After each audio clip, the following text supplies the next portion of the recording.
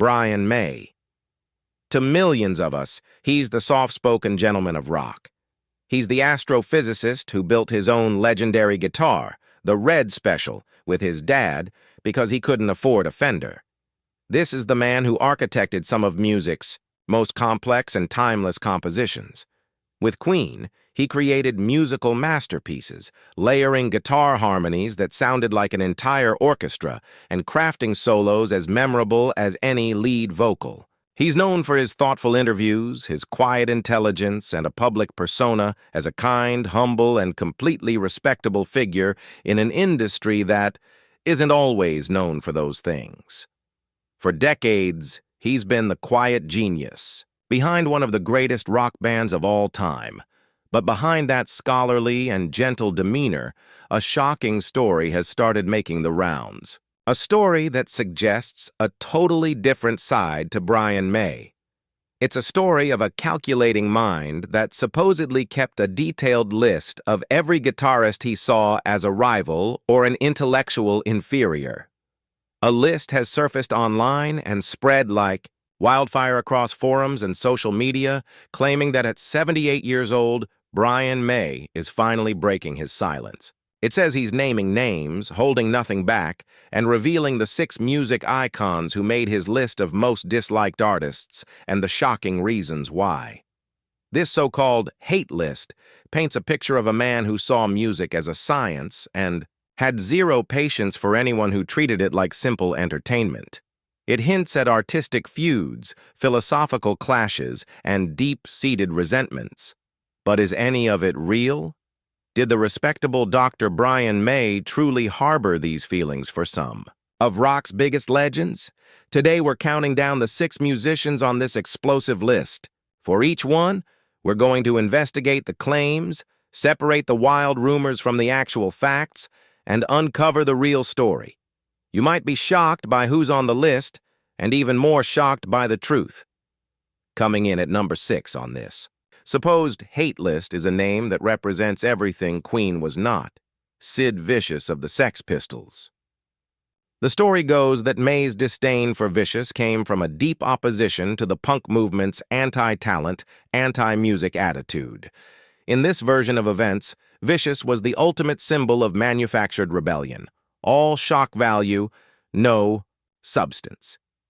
To a master craftsman like May, who used his knowledge of physics to build his own sound, a figure like Sid Vicious was a walking insult to the art of music.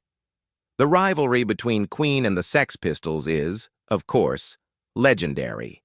It all came to a head at Wessex Sound Studios in 1977. Queen was recording News of the World, while the Pistols were working on Never Mind the Bollocks. The most famous story involves Freddie Mercury and Sid Vicious. Vicious, looking for trouble, stumbled into Queen's studio, sneered at Freddie, and said, "So, you're the one bringing ballet to the masses, then?" Without missing a beat, Freddie supposedly shot back, "Ah, Mr. Ferocious, we're trying our best, dear," before grabbing him by the collar and literally throwing him out. This incident seems to back up the idea of some serious bad blood, and according to this rumored list, Brian May felt the same way, viewing Vicious as a talentless hack who signaled the death of musical standards. But what does the actual evidence say? Well, when you look at Brian May's own words, a completely different picture takes shape. While his bandmate Roger Taylor has bluntly called Sid Vicious a moron, May's view was much more thoughtful and, surprisingly, sympathetic. In a 2017 interview, May reflected on the Sex Pistols, saying, "I remember Sid Vicious looking like a boy straight out of school." He agreed that the punk ethos was a bit manufactured and that he never took it very seriously. So far, that lines up with the rumor. But then he added, "But I saw real talent and passion there, and it upset me when it exploded. I thought Never Mind the Bollocks was just a great rock album, and I'd have loved to have seen them develop as a band." Far from hating Sid Vicious, May expressed sadness over his tragic life and respect for the music the Sex Pistols made. He's praised Johnny Rotten as being always respectful, and even told the Pistols' guitarist, Steve Jones, directly on his radio show, "You made an album which changed the world." So, the claim that Brian May hated Sid Vicious is just false. He was critical of the marketing behind punk, sure, but he respected the power and the talent inside the band. The rumor takes a famous rivalry and twists May's nuanced position into pure hatred, something his own words completely disprove. The guy on the hate list is a caricature. The real Brian May saw past the sneer to the music underneath. At number 5, the list points to a supposed clash of 80s guitar gods, Brian May versus the Swedish shred king, Yngwie Malmsteen. According to the rumor, May's problem with Malmsteen was purely philosophical. It was a battle of soul versus speed. The story claims May saw Malmsteen's lightning-fast style as just athletic guitar playing, technically impressive but emotionally empty. To drive the point home, a quote is often attributed to May from a 1987 Guitar Player magazine interview.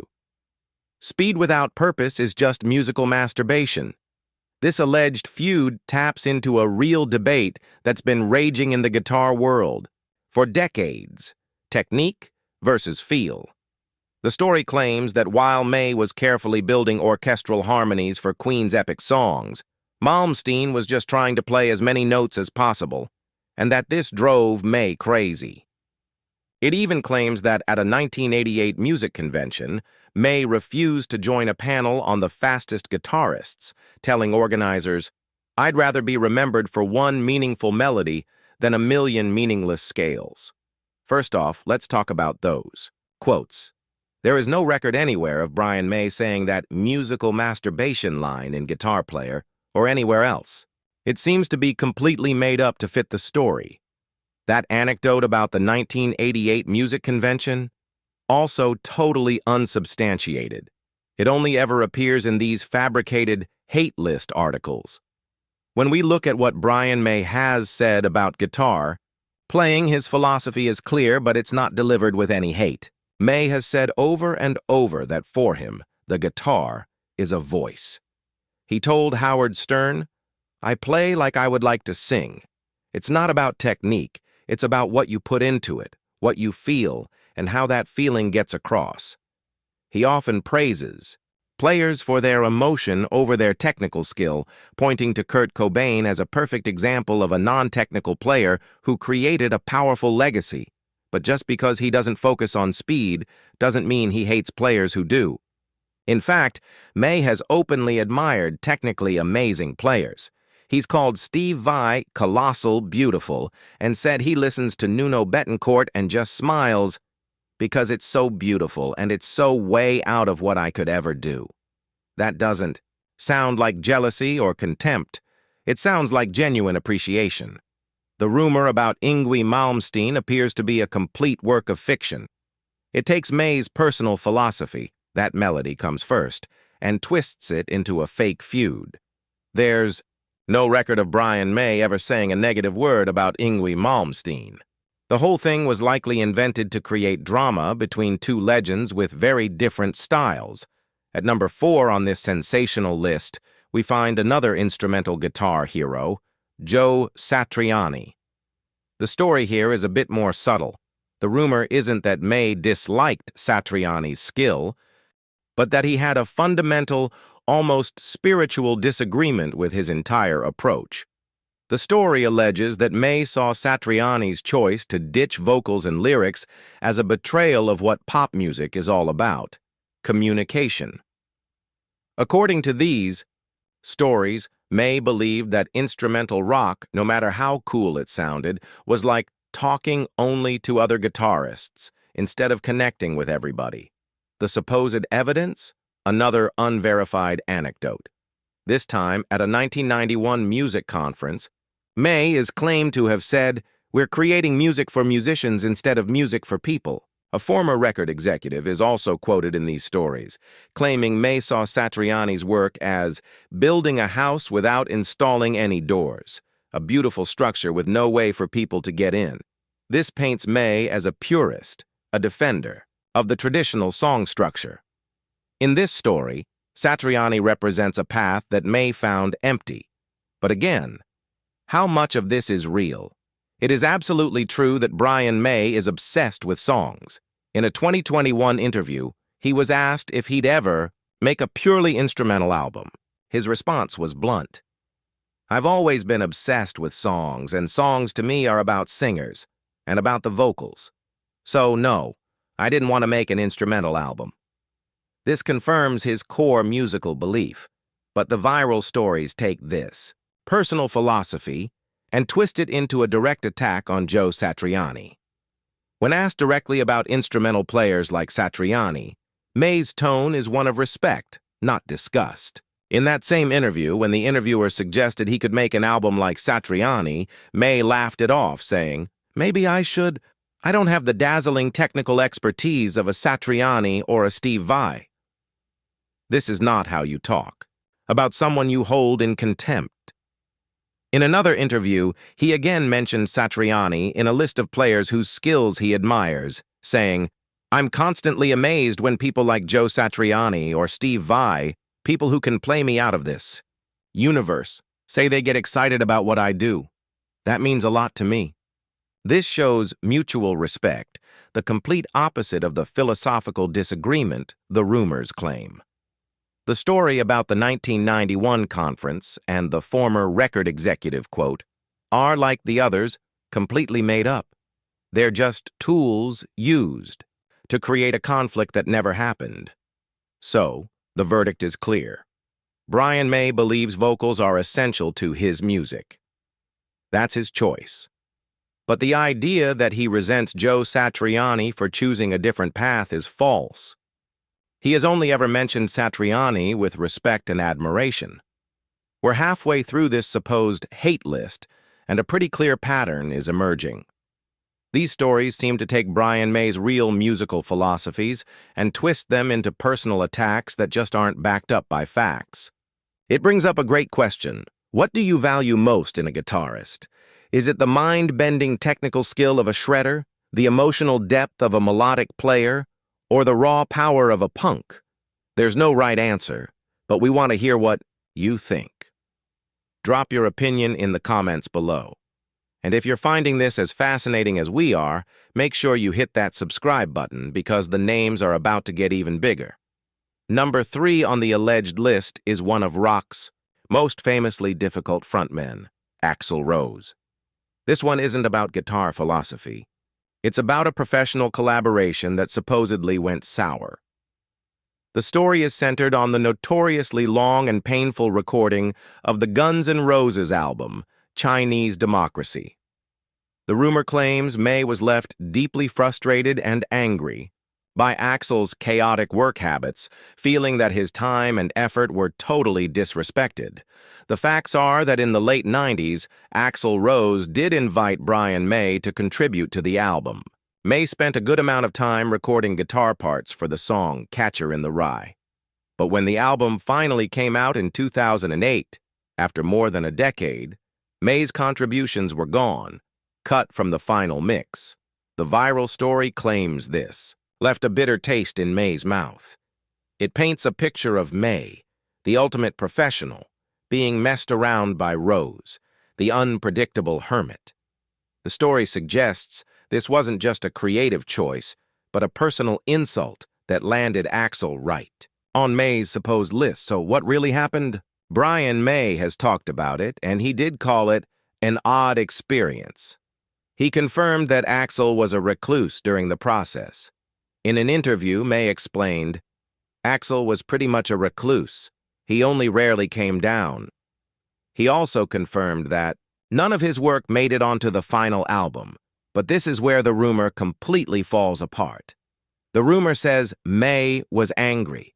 May's actual words show nothing but grace and understanding. When he found out his parts were cut, he wrote a statement on his website saying, "Well, it is a shame, perhaps. I did put quite a lot of work in and was proud of it. But I could understand if Axl wants to have an album which reflects the work of the members of the band as it is right now." He even added, I do have mixes of the tracks with my guitar on, but they will remain private, out of respect for Axl. Hardly the words of a man holding a grudge, right? It's the reaction of a seasoned pro who gets how the music business works and respects that the main artist gets the final say. On top of that, May has spoken positively about Axl on other occasions. When he toured as a support act for Guns N' Roses, he became friends with the band. He recalled, "Axl Rose was known for being difficult. He was always great to me. He always had time to speak to me." Once again, the hate list story is a total fabrication. While the Chinese Democracy collaboration was weird and didn't pan out, Brian May has never shown anything but professional respect for Axl Rose. The story of a feud is just a dramatic invention that's way more exciting than the simple truth. Coming in at number 2 is maybe the most shocking name on the list, Jimmy Page. The rumor here isn't about one single event, but a lifelong quiet rivalry simmering just beneath the surface of British rock. The story claims that while they were always publicly respectful, May secretly resented the Led Zeppelin guitarist, feeling like he was constantly living in his shadow. The story points out that both guitarists grew up in the same area, even went to the same primary school, just a few years apart. But Led Zeppelin blew up first, defining the hard rock sound that Queen would later build on. The rumor alleges this gave May a permanent little brother complex. It claims he felt Zeppelin had already conquered the territory Queen was fighting for. This supposed jealousy, the story goes, was made worse by Page becoming the standard for all British rock guitarists, leaving May feeling like his own unique orchestral style was constantly overlooked. It's a powerful story. The idea of two of Britain's greatest guitarists locked in a secret rivalry is the stuff of legends. But is it true? Let's be clear. The claim that Brian May hated or resented Jimmy Page is one of the most demonstrably false claims on this entire list. The evidence of May's deep admiration for Page is overwhelming and has been on the record for decades. May has consistently and enthusiastically called Jimmy Page one of his biggest influences. He once told a guitar magazine, "I owe a lot to Jimmy Page, of course, the master of the riff." In another interview, he said, "To me, he's a master of invention, a major force in defining what heavy rock became. I never get fed up of listening to those Zeppelin albums, and I never will." Does that sound like a man consumed by jealousy? Not at all. May talks about Page with the reverence of a true fan. He even confirms the feeling of being in Zeppelin's shadow, but frames it as a source of inspiration, not resentment. He recalled, "The first time we heard Zeppelin, we thought, oh my God, this is where we're trying to get to, and they're already there." He admitted they sometimes felt they'd missed the boat, but immediately added, "Our vision was slightly different. But I would never be ashamed to say that Zeppelin were a huge influence on us." Their relationship has always been one of mutual respect and friendship. The two have performed together many times over the years, and there has never been a single public hint of bad blood. The rumor of a feud with Jimmy Page isn't just an exaggeration, it's the complete opposite of the truth. It takes May's open admiration for his hero and twists it into a bitter, secret rivalry. It's a perfect example of how misinformation can create a dramatic story that has zero basis in reality. Brian May doesn't hate Jimmy Page, he idolizes him. And now, we've arrived at number 1. The musician who supposedly sits at the very top of Brian May's most hated list is the revolutionary guitar god himself, Eddie Van Halen. The fabricated story here is the most personal of all. It's not about style or a professional snub, but a deep and bitter grudge over who got credit for innovation. The rumor claims that May grew intensely resentful of the incredible praise Eddie Van Halen got for popularizing two-handed tapping. While the world was calling Eddie a revolutionary who changed guitar forever, the story alleges that May was fuming in the background, feeling that his own groundbreaking work with layered orchestral harmonies and his unique guitar tone were being completely ignored. The narrative paints a picture of May feeling like history was rewarding the showman, not the architect. It claims the unfairness of it all caused May huge personal frustration.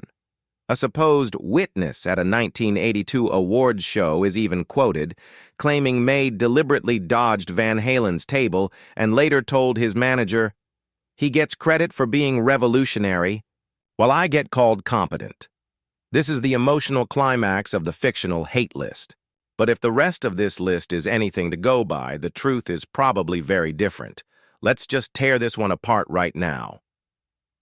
The claim that Brian May hated Eddie Van Halen is, and I can't put this any more plainly, a complete and utter lie. The reality is, they weren't rivals. They were dear friends and collaborators who had the highest possible respect for each other. Their most famous collaboration was the 1983 Starfleet Project, a mini-album May put together on a break from Queen. Who did he call to play on it? Eddie Van Halen.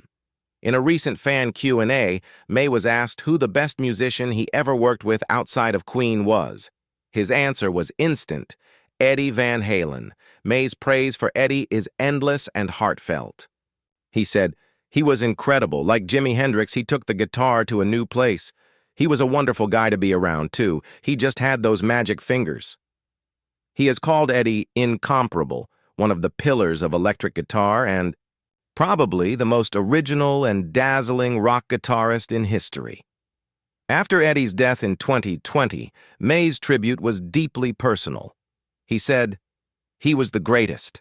There was no one who could match him. It's punched a big hole in my heart." He cherished their time together and recalled being utterly blown away the first time he saw Van Halen play, comparing it to seeing Jimi Hendrix for the first time. The rumor of an innovation grudge is pure fiction. The story of a bitter rivalry is a malicious invention that disrespects the memory of a genuine and beautiful friendship between two of rock's greatest innovators. So, after all that, it's pretty clear. The explosive hate list attributed to Brian May, the one that shocked music fans online, is nothing but a piece of fiction. From Sid Vicious to Eddie Van Halen, not one single claim of hatred or resentment holds up. In fact, in every single case, the reality is the exact opposite. The real Sir Brian May is a man defined by his humility, his curiosity, and his deep respect for his fellow musicians. He's constantly downplaying his own abilities, often saying he doesn't see himself as a technical wizard compared to his peers. His focus has always been on serving the song, using his guitar to create emotion, and building musical masterpieces. This fabricated list is a powerful reminder of how easily lies can be spun to create drama. But it does a grave disservice to the man himself. Brian May's legacy isn't one of secret bitterness. His legacy is one of musical genius, groundbreaking innovation, and maybe most importantly of being a true gentleman in the world of rock and roll. The quiet genius behind Queen has indeed kept his feelings private, and by all credible accounts, those feelings have always been of respect, admiration, and friendship for the very people he was accused of hating.